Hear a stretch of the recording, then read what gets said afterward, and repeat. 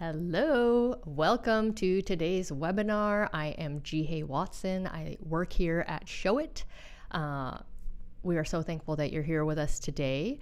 We would love to interact with you in the chat. So as you are coming in, I'm here in sunny Arizona.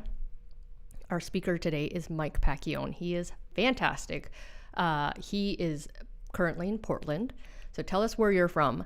And today's random question of the day is, I would love to know how tall you are, because it's hard to tell how tall someone is, especially in a chat. And even for me, like, how tall do you think I might be? And then the funniest thing is Mike. Like, how tall do you think Mike is when you see him?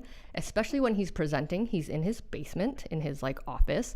And he was a coach for all of the speakers at United this last year. So if you are new to Show It, we host a photography conference every year. It's called United. Last year, due to pandemic life, we had United apart. It was very small. We had 20 speakers, and Mike actually coached us speakers. I was lucky enough to be a coach or a speaker. Anyway, so for 6 weeks, he coached all of us from his office in his basement, and it looked like his head was touching the ceiling. So tell us how tall you are, where you're tuning in from. Just so you know, I am 5'3.5", and Mike is 6'1", but he might look taller on camera because of how low his ceiling is in Portland. I don't know why that is. Portland's a crazy place. Maybe Mike will talk about that a little bit. Probably not, because he has a lot of great information to share with us.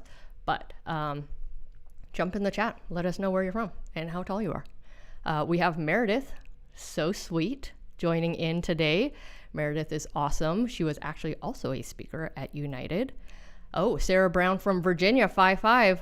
Way to go, sister. I read somewhere that 5'4" was the average height of women, which I don't actually know anyone who's 5'4", but I know a ton of people who are like 5'6" and taller, and they think I am a shrimp, which is offensive, but that's okay. Meredith is from Savannah, and she's 5'11". She is definitely one of those people who makes me feel like an actual shrimp. Keep letting us know where you're coming in from. So for those of you who don't know Mike, he is amazing. He is a professional keynote coach. He has coached people at giant events with Nike and Google and Starbucks, even the State Department. You may have heard of those places. He has also privately coached a lot of people on really important keynotes that they've given, even some TED Talks, which is awesome. In the 6 weeks that Mike coached us United speakers, he did a lot of flexing. So he's coached Donald Miller, Amy Porterfield, Pat Flynn, James Clear. He wrote Atomic Habits. For those of you who are big Enneagram folk, Ian Cron, you might have heard of him. So kind of awesome, but Mike is the real deal. He's just super wise. He's obviously studied all of this, and he really wants you to be prepared and able to deliver a super unforgettable keynote. So today he does have 5.5 tips on delivering an unforgettable keynote, and we want you to keep telling us how tall you are and where you're joining in from. And then also, if you have any questions while Mike is presenting, feel free to also put them in the chat, and then we will have a Q&A at the very end. And so tune in all the way to the end so that we can answer your questions. And also Mike has an extra bonus for you guys on top of the 5.5 tips.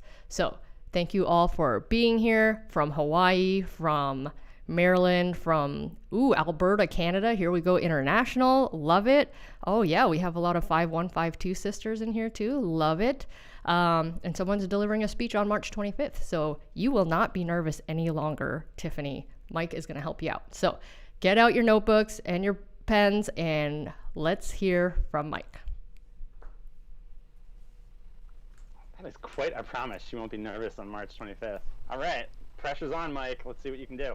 All right, y'all, 5.5 tips to an unforgettable keynote. Here's my contention. Right now, March 2021, this is the best time to be a speaker. I don't know, maybe back with Cicero or something, there was a better time. But from when I've been alive, this is the very best time. Of course, the problem is when I say that, some people get instantly but I don't like speaking. Public speaking has been called the #1 fear. I've always been skeptical of that data. I don't doubt that people write that down, but I've just always said I have trouble believing that someone who is like sitting in a den of vipers is like, well, like at least I'm not giving the Q3 update right now. But I get it. Like a lot of people are nervous about speaking. There are people who are not, too. And I'm guessing if you're in this call, if there's like one extreme, which is I break out in hives just thinking about speaking, and the other is like I can't wait to do it. I'm guessing most people on this call, on this webinar, are somewhere in the middle. Regardless of where you are, though, my goal is to move you forward. So in the next 29 minutes, my goal is to move you forward. I said it already. This is the truth. I think it's the best time ever to be a speaker. Here's why. One of the things that's happened in COVID is people have realized that virtual keynotes are possible. And I will tell you that they are here to stay. And my thought, and I know of this happening at least in some places, is come fall, we're going to be back to giving keynotes in person. Those are already happening in what I would call weird keynote fashion. So I do know of some people who are putting on the mask, presenting in a room where you're like seeing your own spit on the mask. But I mean like 2019 style keynotes. I think those are coming back in the fall. And I love helping people with those things. As far as I can tell, my calling in life is to help people give the best speech of their lives. My favorite thing in the world is when there's someone who's got like all these great ideas and they need help unpacking them. So that is my goal, to help you along that course today. And here's where I wanted to start. Sometimes people ask me, well, this is a common question, is what does a good speaker look like? What does a good speech look like? And I had a stunning realization recently. So I was watching sometime during COVID, I was watching Brian Stevenson present his TED Talk. And I'm watching it, and it's just so good. His soul is showing throughout the speech. And it's the end, and there's an applause. And I had to like break out of it. I'm like, oh, this is a speech. Like I forgot. So here's my answer to that. What is the best type of speech? What's the best type of keynote? It's when you forget it's a keynote. It's when you feel like a friend to your audience. The best keynotes are when the presenter feels like a friend to their audience. And if you think about it, it makes sense. Let me make a comparison for you. If you've been to a concert, I know it was like a million years ago, for me because I'm old, for you maybe because of COVID. But if you've been to a concert, like I always notice this when you go to a concert, and you go to the merch table beforehand, no line. Go right in, buy a t-shirt, no problem. After the show, oh my gosh, there's a long line. Everybody wants this shirt, can you get that one for me? Can you get that one for me? Long line, I'm gonna wait, I'll do it. There's been an emotional connection made between the band and the audience. And you know what? That same thing happens in a good keynote. So I wanna give you 5 and a half tips that can move you towards that keynote that gives an emotional connection. First tip. All right. I'm going to tell you a story. Through a strange sequence of events, a kid who lived on my hall my junior year of college was getting married at the property of a major celebrity. I mean major. Like every single person who is on this knows who this guy is. So they're getting married at his property. Out of courtesy, they extend him an invite, never thinking he's going to show. You can probably see what happens. So it's the rehearsal dinner. People are sitting around drinking wine, doing whatever. And all of a sudden, the guy shows up. My friend who was in attendance described it this way. He said, there was never a word said. Nobody got on the mic and told him to come to the front. It just seemed like the thing to do. So as it was described to me, it was as if the seas parted. Everybody moved to one side of the room or the other. Major celebrity walks to the front, and he starts giving a speech. Now, you would think that at the rehearsal dinner for a wedding, you would think that this guy might, I don't know, congratulate the bride and groom. Nope. 10 minutes of, have you had the wine? We got that imported from here. Hey, were you able to walk around the property? Did you see this? Did you see this? Did you see this? Wasn't this great? Wasn't this great? Wasn't this great? Nothing about the bride and groom. So why am I bringing this up right now? Because that's what fearful presenters do when they are starting a talk.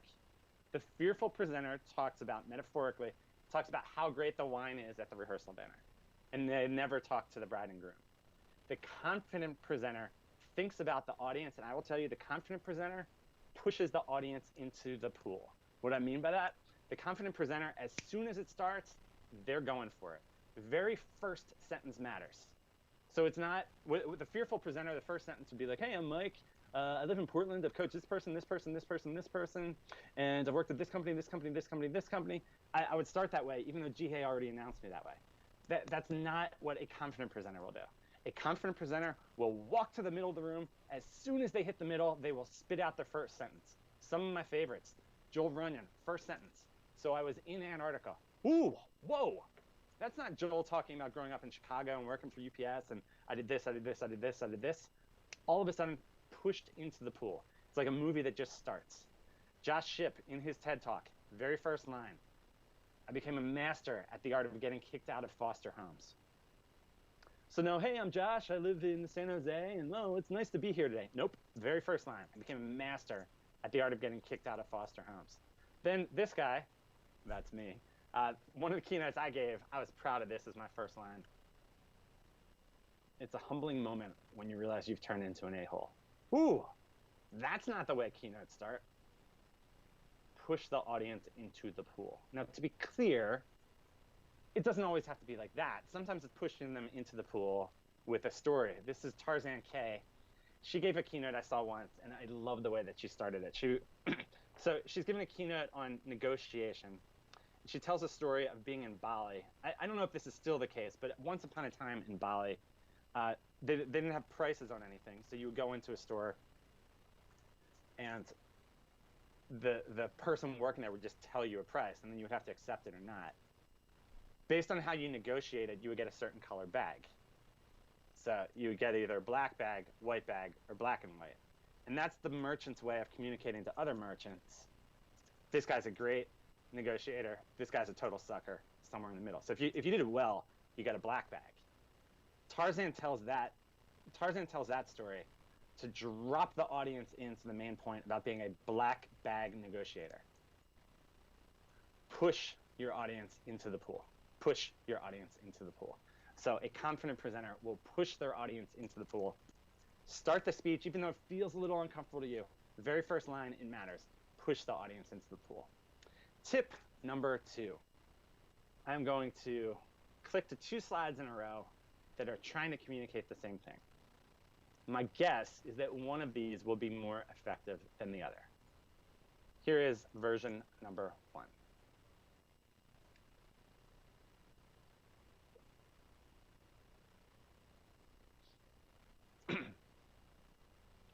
All right, you got it? Okay, so I could do it that way. Or what if I did it this way? Ta-da, which one was more effective? Oh my gosh, probably the second one. Now, you might be saying, Mike, but that's cheating. You could have just written 2 dogs. Oh my gosh, you got me, you got me. But here's the deal, friends. People remember visuals better than words. It's more efficient for the audience to see a visual, and people will remember visuals better than words. Now, on one hand, you're sitting there and you're a photographer. You're like, yeah, of course. I mean, there's a reason why you have like pictures on your website instead of just saying like bride and groom, right? There's a reason why you have pictures.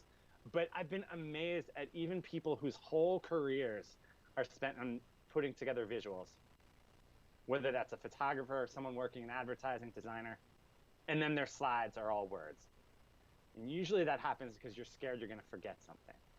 Let me tell you about the damage if your slides are entirely words. So this is Dr. Jared Horvath. He's a neuroscientist at University of Melbourne. Anybody in Australia notice I just pronounced that properly? It's not Melbourne, Melbourne. He's a neuroscientist at University of Melbourne, Masters of Ed from Harvard. He's done a number of research on, or he's done a significant amount of research on how people process information. He's come up with something that he calls the redundancy principle. Check it out. This is what he calls the redundancy principle.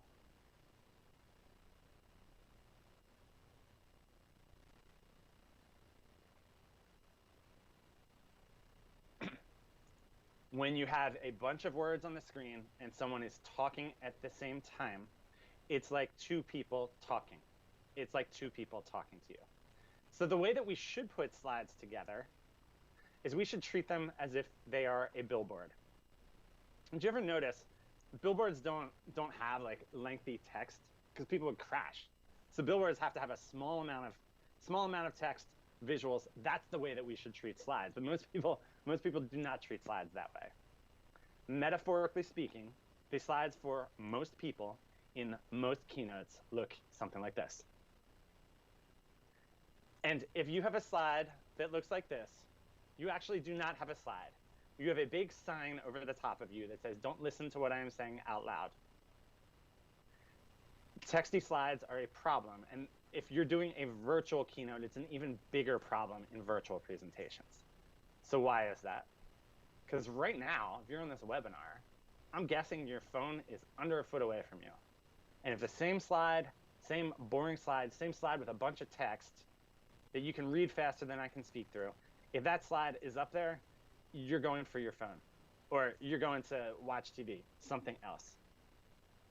If you think about it, when you're presenting virtually, think about if you've ever been bored, confused, you checked out of a virtual presentation, webinar, anything like that. If you're like most people, so when did you start paying attention again? If you're like most people, you start paying attention again when the slide changes. So you're on email. Okay, let me click back. Oh, same slide. I'm going to go back to email. If the slide has changed, if the slide is visual, it's like, oh my gosh, I need to pay attention now. So with slides, we would encourage you, number one, visuals instead of words. Number two, we would encourage you to err on the side of more slides rather than less. A fearful presenter will try to put their entire script on the slides because they're nervous they're going to forget something. The audience does not know what you were supposed to say. Confident presenter will err on the side of using visuals and speak the story of your presentation. Okay, tip number 3, err on the side of a shorter explanation. So if the big problem, this would be a good tip in regular life, of course, but if the big problem in an in-person presentation is that people get anxious, the big problem in a virtual presentation is that speakers tend to meander. And here's why. I'm sure this has happened to you. You're presenting. Even right now, I'm just looking at my little webcam here. I can't see anyone. So I'm presenting. And in the back of my brain, there's something that's saying, okay, I mean, I'm not seeing anybody's faces. I wonder if they understand. Do they get it? Most people will do that. And if you're like most presenters, when the back of your brain says, do they get it? You will say, I don't know, let me keep talking. And when you do that, you're actually reducing the chances that the audience tracks with you. So that you know, this happens to the pros as well. I was listening to a podcast back in July, like when sports were first starting up. So this was Bill Simmons' podcast, and he's got CeCe Sabathia, former pitcher for the Yankees. He's at the top, and then underneath is Ryan Ruocco. Ruocco is an announcer for ESPN and the Yes Network. It doesn't get much bigger than that.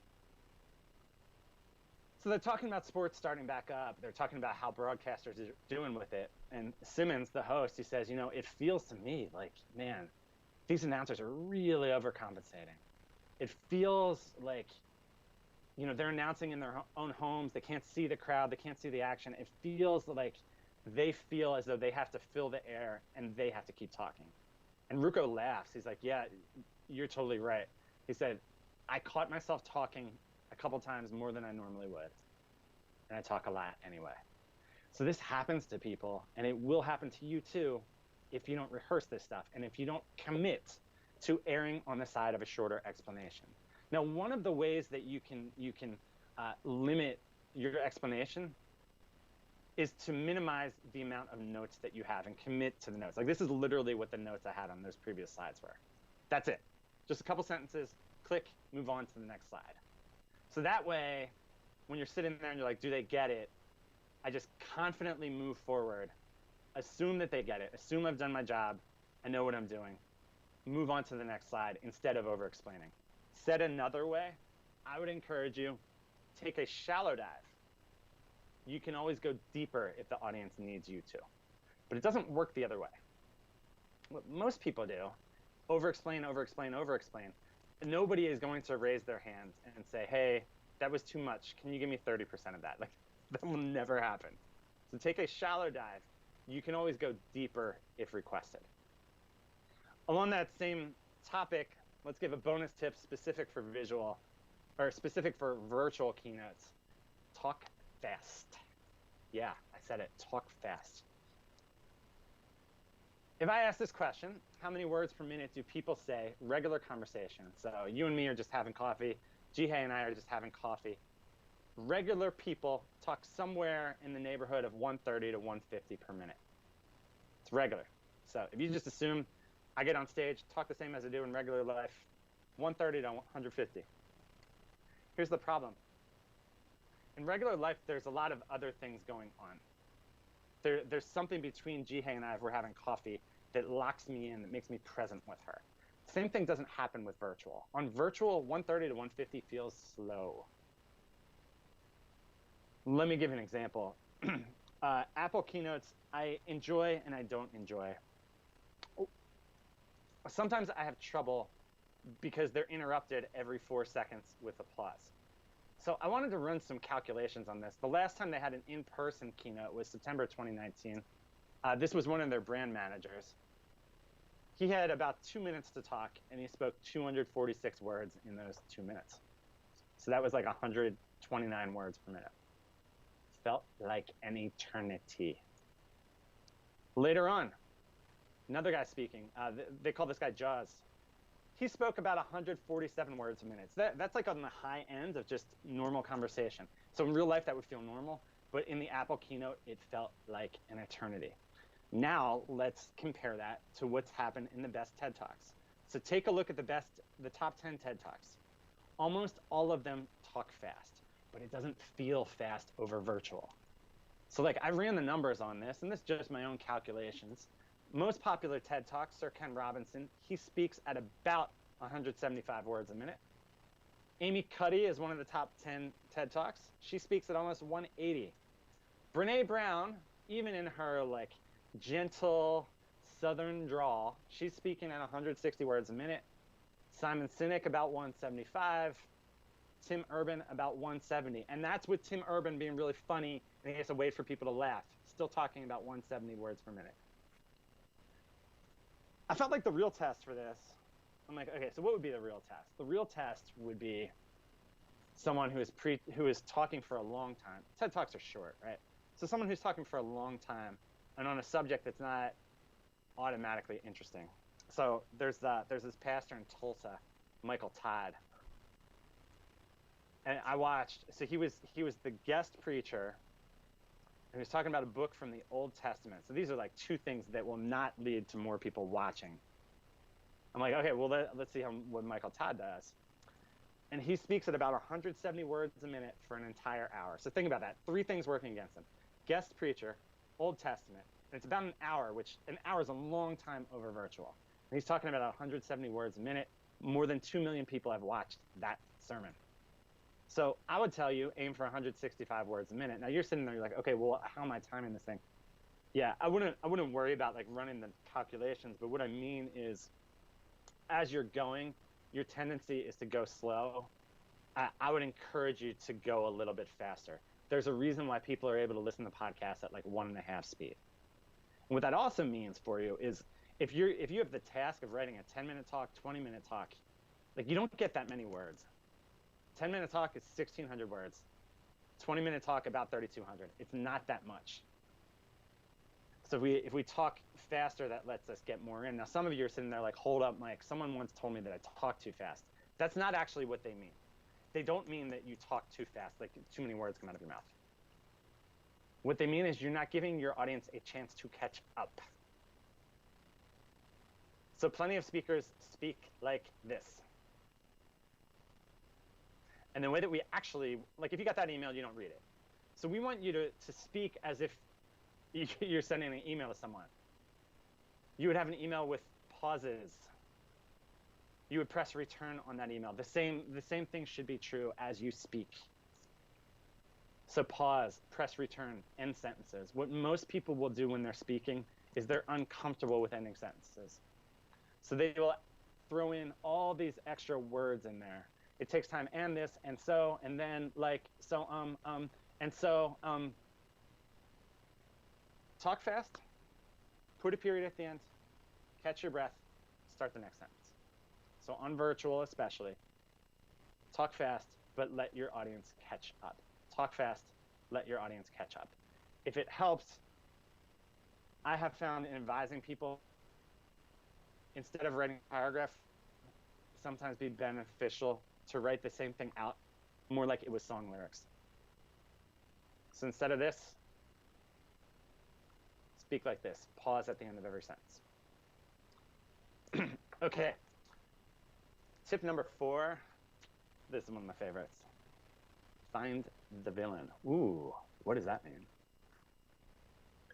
In life, people understand things more easily when there is contrast or when there is a rooting interest. So whatever your idea is for your presentation, find the counter idea and discuss the counter idea. Discuss the way the audience might resist. Discuss what the competition is doing. People understand things well through contrast. One of the most effective ad campaigns that I remember was the old Mac PC commercials. And those commercials ran for a long time, and it was just a series of, PC does this, isn't that lame? Mac does this, isn't that cool? And then the whole commercial was just going back and forth, Mac PC, Mac PC, Mac PC. That same mindset applied to a presentation wins. It wins. So like, let me show you some examples. This is Rachel Rogers. She was presenting at a conference called Craft and Commerce a couple of years back. Her topic, you can see it on the screen, we should all be millionaires. She coincidentally has a book out with the topic in a couple months. So Rachel's talking, she's like, we all need to be millionaires. We all should be making more money. You're sitting there right now and you're listening to me, you're like, hold on, well, what's the villain? Like, is this an anti-government? No, that's not what it is. The villain is the idea that 6 figures is enough. So she runs the whole numbers. Like, at the very beginning, she runs the numbers. She's like, okay, it's a big deal to be a 6-figure entrepreneur, right? She's like, okay, well, if you calculate for this and cost of living and this, you're going to take a vacation, da-da-da-da, you end up with about $1,500 at the end of the year. The villain is making 6 figures instead of 7. Similar example, this year at United Apart, Henry Chen. Henry was talking about using chat marketing for inquiries. So what's the villain there? The villain for Henry's talk was doing everything manually. So the villain is the temptation that you might succumb to. It is the way the audience might resist. It might be a competitor. It might be someone saying it costs too much. We want to think through basically how the audience might say no, and we want to address it. And here's the thing you wouldn't think to do. We need to regularly talk about it. So a lot of presentations, it's like if you had a talking slot that was an hour, you would probably think of it as the problem in the first 5 minutes, and you would never return to the problem again. Like, it'd be 5 minutes of the villain, and the next 55 minutes have nothing to do with the villain. Okay, y'all, there's never a movie where the villain is only in there for 5 minutes and never comes back.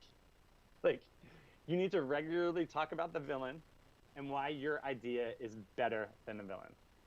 Because otherwise, that's like Infinity War. Thanos is there for 5 minutes, and the rest of the movie is Tony Stark, like, hey, check out my cool armor. Like, that would never happen. So what the fearful presenter does is they introduce the villain in the first 5 minutes. We never hear about the problem again, the villain again. We never hear about that again. The confident presenter references the villain throughout. So they regularly talk about, Henry's talk, he regularly talks about how if you did this manually, it would take this amount of time and this would happen. That's why you should use chat marketing. He uses that pattern throughout the entire talk. So find the villain in your talk. Find the villain in your talk. The confident presenter will reference the villain throughout. Which brings us to our final full tip. Be the emotion you wish to see in your audience. Okay, here's what I mean. Mention it. Public speaking, the #1 fear. This is my own pet theory. I've coached a lot of people through this before. You're getting this presentation ready and you're like, I mean, when I work with people on like a big deal presentation, definitely 10 hours of work, usually closer to 20. It depends a little on your topic and stuff, but like it should take a while to perfect that keynote. So you've worked on this, you've worked on this, you've worked on this, and it's like almost your time to go out there. And your expectation, because you've worked so hard and you're excited about it, your expectation is that your audience will look like this. And more likely, like I hate to break this to you, more likely when you step on stage and you look out at your audience, they're way more likely to look like this. And that does not mean that your keynote is no good. It doesn't affect your self-worth. It should not affect your self-worth as a person. But that happens to people. A lot of us look to the audience for confidence. And y'all, yeah, I'll go y'all on you here. Y'all, this is often what people look like when they are learning. Most people do not have this giant smile on their face. Like, yeah, Mike, this is great. Like, most people don't have that big smile on their face the whole time. Literally yesterday, I found myself doing this. I'm helping this woman with a speech that could like redefine the way healthcare is done. And I was so excited about it. But as she's talking to me about it, I went back and took a screenshot. This is what I looked like. Like, that is me being excited. And the reason why is not because I am not excitable. The reason why is because as she's going through it, I'm like thinking to myself like, oh, that's interesting. What if we did that? Oh, that could lead to this. This is what most people look like. So one of the things that you can do as the presenter is to coach the audience on how they should feel. Said differently, be the emotion you wish to see in your audience. It was really interesting tracking this last year, tracking especially things like SNL or late night TV, because those people are reliant on having an audience. Audience makes it feel funnier. Laughter is a social thing. And I remember seeing this headline related to Jimmy Fallon. Jimmy Fallon famously, he laughs at his own jokes, he smiles all the time. What he really does is he coaches his audience on what he wants to happen. So I would tell you, like, find your inner Jimmy Fallon. Find that part of you that loves this stuff, that laughs at this stuff. Do that proactively, especially on virtual. Your audience will follow the emotions you are demonstrating. Be the audience, or be the emotion you wish to see in your audience. Now, especially on virtual, this is tricky. I sometimes find it helpful when you like see what one of the pros does. So I was watching a Will Ferrell interview a few months back. Will Ferrell was talking about his audition for SNL. I've seen it. Like, it's so funny. He does a whole thing where he's rolling on the ground, pretending to be a human being playing with cat toys. It is so funny. What I've realized in hearing him talk about it is I'm seeing that as someone who knows Will Ferrell. It's funny, but when he was doing it, Will Ferrell is not like Will Ferrell yet. He's describing it. I never thought about this. He's auditioning in the studio. There's nobody else there. There's no crowd. They're the same place they do SNL. You audition. It's totally empty. There's no audience. He talks about it. He's rolling around on the ground with cat toys to dead silence. He talks about it. He's like, I'm thinking this is the end. This is it. It's just a TV camera. It's the sound guy who's wondering when his lunch break is. He's rolling around with cat toys. But Will Ferrell describes it. He says, there was a moment where I thought to myself, you know what? I'm going for it. There's no turning back now. And I would encourage you to bring that same attitude to your presentations. Present as if you know it is good. Now, if it's helpful, one of the things that you can do is you can take 5 or 10 minutes before the presentation, I mean days before the presentation, and answer this question. What makes you the right person to deliver it? I will tell you, like, keep in mind what I do for a job. I've coached more than 10,000 people with these things, presented at some of the biggest places in the world, and yet at this conference, I found myself backstage freaking out.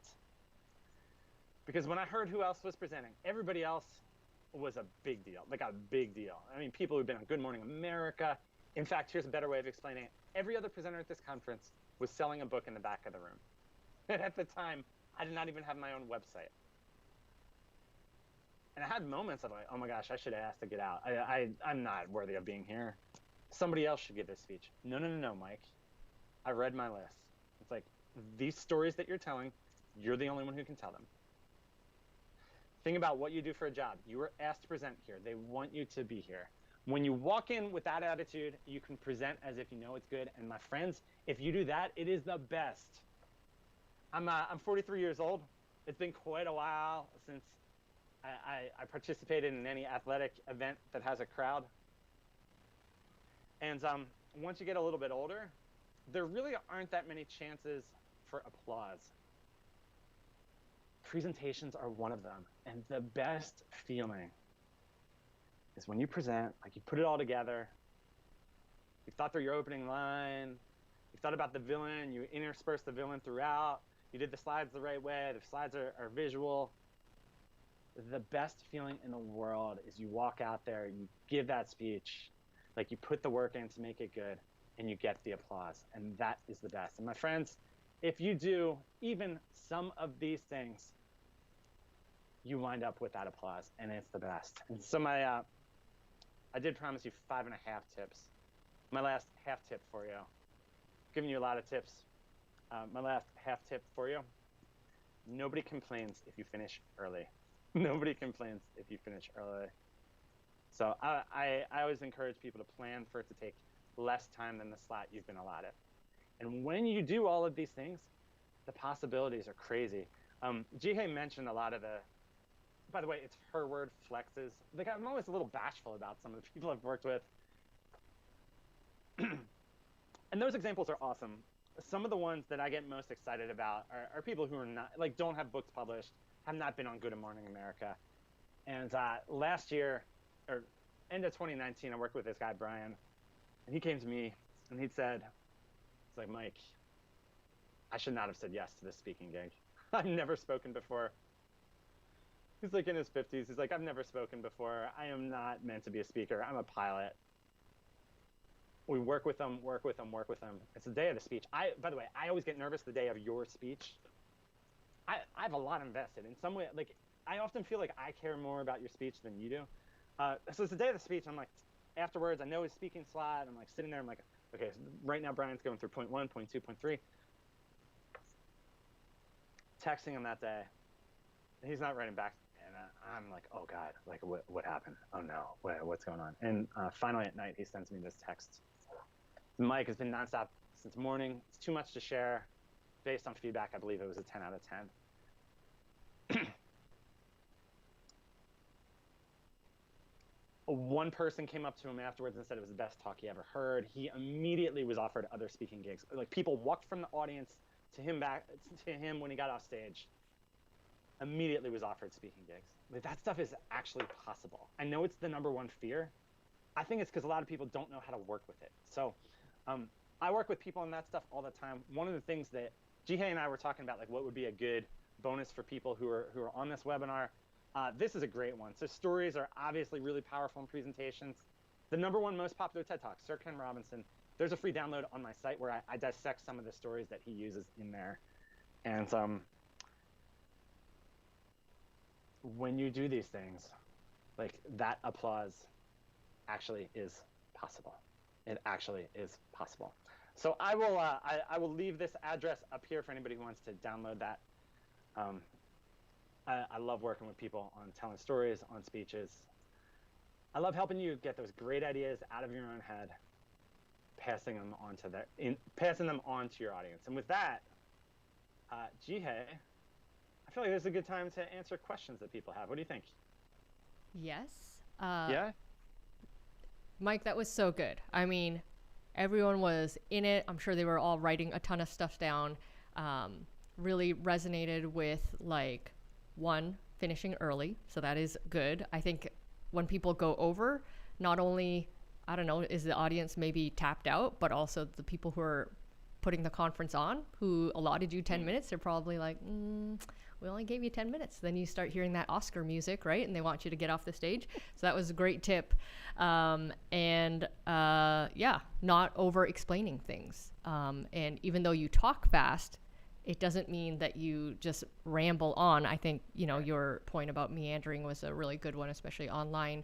But you can say a lot without, or while still letting people catch up to what you're saying. I think that was a really great tip.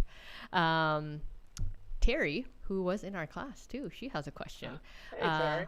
She says, any tips on how to make a talk sound more intriguing, like not a tough topic, but one people may not initially feel excited about? That's a great question, Terry. Do you think that's about the title of the talk? Let's say, I mean, like, Mike Todd talking about the Old Testament. I mean, that's like, that was such a great example. Yeah. You know what I mean? Yeah. Like, I think even for the talk that you're working on with your client about healthcare, I think initially people are like, healthcare, like who cares? But like to really sell that, Yeah. One of the best things you can do is to leverage suspense in the way that you present. So great example of that is you start by telling a story where, I'm just going to make this up off the top of my head, but it's like, whatever the thing is, so basically whatever the thing is that your talk is about needs to be interesting, and it needs to solve a problem. It needs to be better than the villain. But sometimes the answer is like not that exciting. So what we need to do is we need to tell a story or somehow introduce it in a way where it's like the solution to a mystery. So like, I don't know, this is just something that would jump to mind. This is well, let's just say it's Terry, right? This is Terry. Terry was really excited to open up her retail store years and years ago. She was really into this type of fashion and this type of fashion and this type of fashion. And people love her for it. She gets so much play on social. She gets retweeted, tag stuff. There are people in her store all the time. Even during COVID, there are people in and out of her store all the time. Like, she's not making that much money until we did this one thing. And in the next X number of minutes, I'm going to unpack what that one thing is. So if you can present it that way, it tends to be a bit more interesting. Actually, here's the best example I've ever seen with that. There was a company that I worked for once upon a time, and the first couple days of working in a company, you often have to take these super boring tests on like sexual harassment and stuff.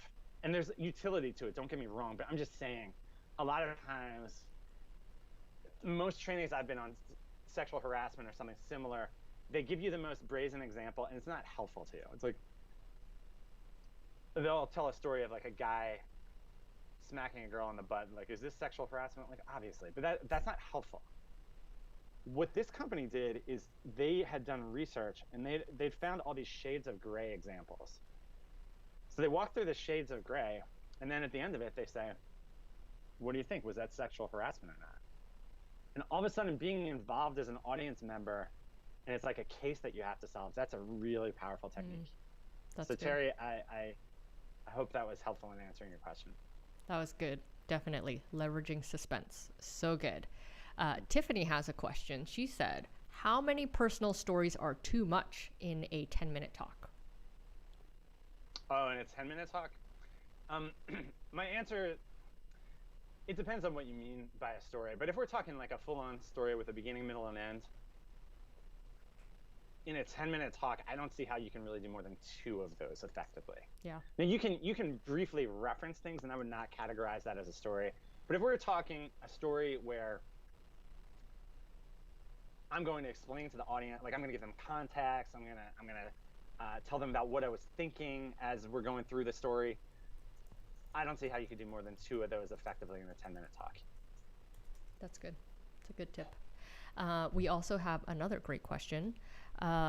Ray asked, as a speaker who hasn't spoken in a while, how do you stay fresh in your speaking without an audience? Man, it's hard.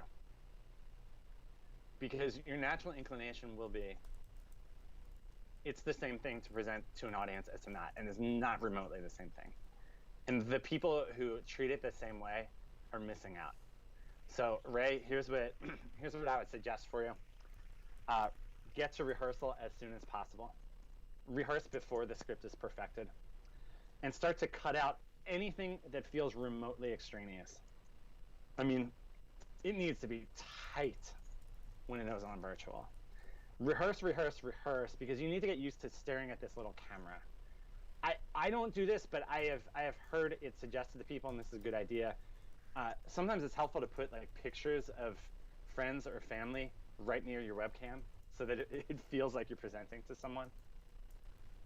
The other reason for that is you will naturally smile when you see someone there. But it's a battle. I thought when the whole virtual presenting thing was starting, my assumption would be when I was helping people, I'd be mostly helping people with things like, here's how to use your voice better. Here's what eye contact looks like over virtual.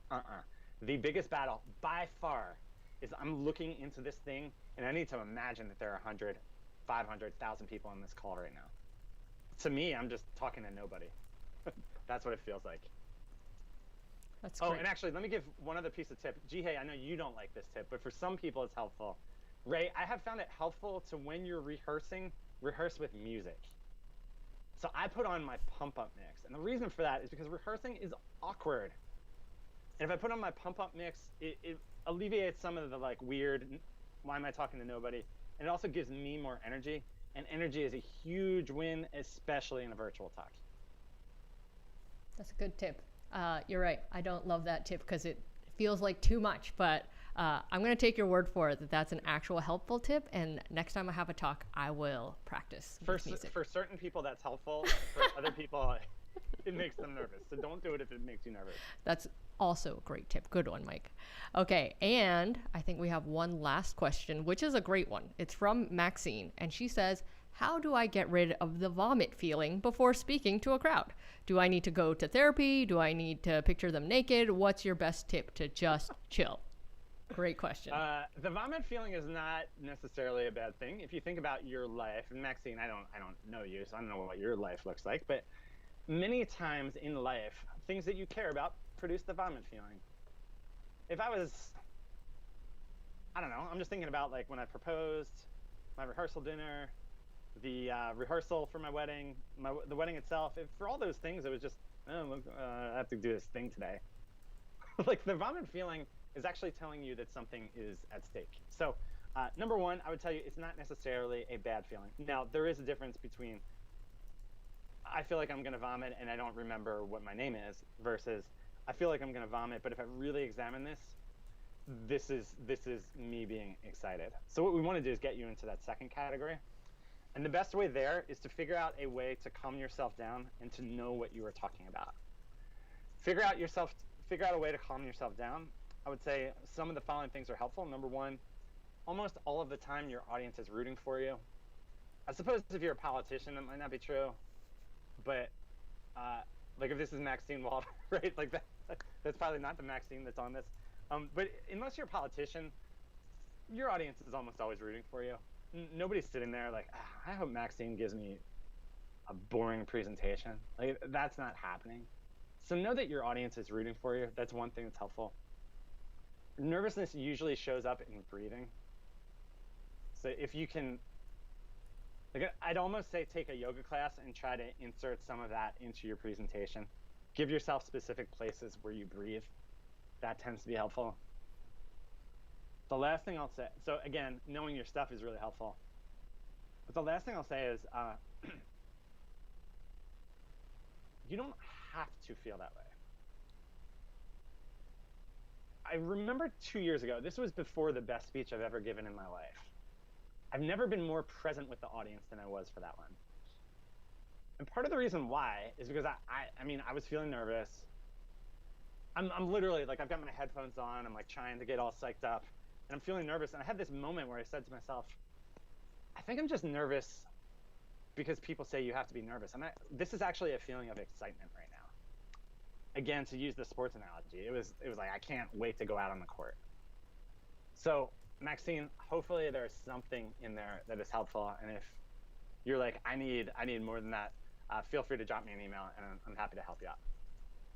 So good. So many great tips. I hope you all enjoyed this webinar. I know I did. Again, Mike is awesome. Like I said, he is a professional keynote coach.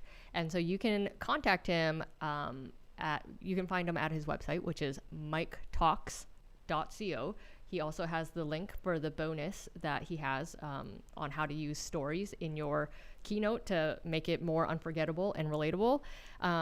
And you can email him at mike@miketalks.co if you have more questions for him.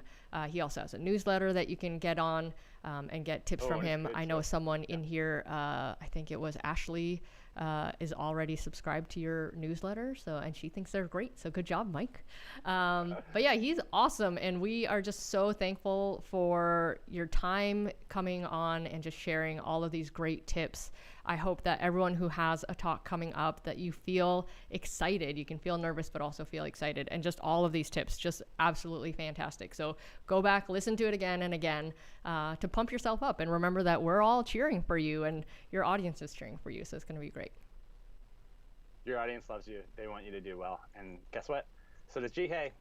I definitely want you to succeed. So yeah, you can email me. I'll be your hype girl for sure. Jihei@showit.co. Let me know when you have a talk coming up. I'll listen to it if it's virtual. It's good. All right. Well, friends, thanks again for joining us. We will have another great webinar in the next couple weeks. So stay tuned and thanks for being here. Thank you.